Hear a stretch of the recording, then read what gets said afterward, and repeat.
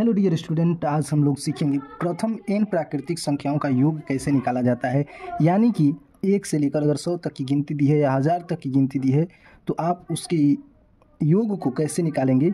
इसके लिए हम आज एक ट्रिक सीखते हैं, एक फार्मूला जानते हैं, उसके द्वारा हम कैसे ज्ञात करते हैं। तो देखिए यहाँ पे दिया प्रथम n, यानी कि लगातार 1 2 3 4 5 6 7 8 9 10 100 तक अगर नंबर दिया तो उसका हम योग कैसे निकालेंगे, या फिर उससे अधिक दिया हो तो उसका योग कैसे निकालते हैं।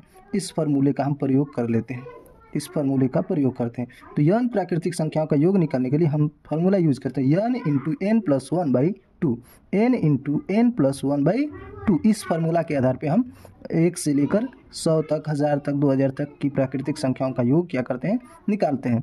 फॉर एग्जांपल हम लेते हैं 1 से लेकर, मान लेते हैं कि हम 100 तक की गिनती लिखे, ठीक, 1 2 3 4 ऐसे करते करते 100 तक। तो हमारा जो n का मान होगा, तो n का मान जो आपका होगा वो 100 होगा। क्यों? क्योंकि हमने 100 तक लिखा है, तो 100 तक की संख्याओं का योग हमें चाहिए। तो हमारा जो n का मान हो जाएगा, क्या हो जाएगा, 100 हो जाएगा, n का मान 100। अब इस फार्मूला के ऊपर हम इस क्वेश्चन को बनाते हैं। तो देखिए n का मान हमने क्या माना, 100 माना, तो n यहाँ पे फार्मूला क्या है, n इंटू n प्लस 1/2।